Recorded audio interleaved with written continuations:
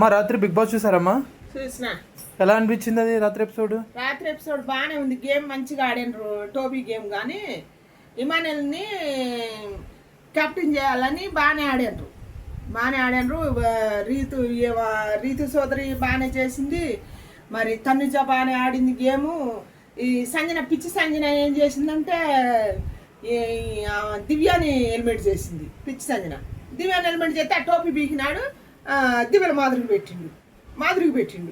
దివ్యల మాధురికి పెడితేలాగా నన్ను నమ్ము అని అడిగిందిగా. పెట్టినాక సరేలేని మళ్ళీ ఆట ఆడినా కూడా ఇమానుయల్ గెలిచిండు. తీసిండు ఒకళ్ళంటే ఒకళ్ళు తీసేసినా కూడా ఇమానుయల్కి పోటీ తనుజ ఇచ్చింది. ఇమానుయల్కి పోటీ తనుజ కూడా బాగా ఆడింది. ఆడినాక తర్వాత తనుజకి ఏం చేసిందంటే హెల్త్ బాగాలేక కళ్ళు తిరిగి పడిపోయింది. నిజంగానే పడిపోతే అది డ్రామా అని కొంతమంది అంటారు. డ్రామా కాదు, ఏం కాదు. తనుజ నిజంగానే పడిపోయింది. నిజంగానే హెల్త్ బాగలేదు. తనుజ హెల్త్ మంచిగా ఉండాలని నేను కోరుకుంటున్నా. గేమింగ్గా బాగా ఆడాలని కూడా కోరుకుంటున్నా. అయితే ఏం జరిగిందంటే ఈ రెండింటి గ్యాప్లో ఆర్మీ కళ్యాణ్ ఏడ్చిండు కూర్చొని. ఇమానుయల్ ఏడటువంటి ఒక ఎత్తు, ఇమానుయల్ ఫ్రెండ్ కాబట్టి ఏడ్చిండు. అయితే ఆర్మీ కళ్యాణ్ ఏడ్చిండు. ఎందుకు ఏడ్చిండు అంటే మరి నిజంగానే ప్రేమించిండు, లేకపోతే అభిమానంతో ఏడ్చిండు. దేనికి ఏడ్చిండు మొత్తానికి అయితే నిజంగానే ఏడితే దీంట్లో కామెడీ ఏంటంటే దివ్యల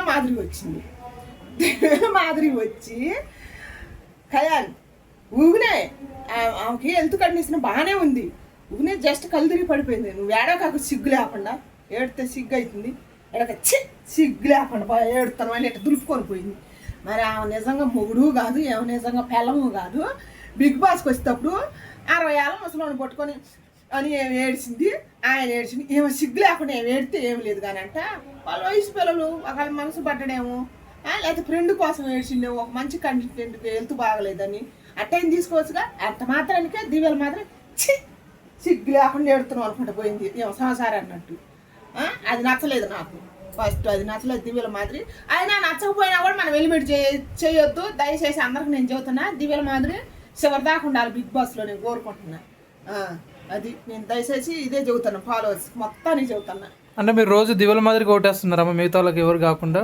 దివ్యల మాదిరి ఓటేయటం కదా ఉండాలని కోరుకుంటున్నాను నేను. మరి నువ్వే ఓటైపోయినప్పుడు మిగతా వాళ్ళు ఎలా వేస్తారు? ఇట్లా ఓటు ఎందుకని? ఆమె ఇమానుయల్కి తనుజ ఆమెకి వేస్తేనే కదా ఆమె చివరి దాకా ఉండేది. అందరు నేమని చెబుతున్నా. అప్పుడప్పుడు ఆమె కూడా వేస్తా, ఎందుకంటే చివరి దాకా ఉండాలని. కప్పు గెలవాలని కాదులే కానీ చివరి దాకా ఉండాలని. ఎలిమెంట్ అయ్యో మర్చిపోయినా, అది ఆయేష ఎలిమెంట్ అయింది.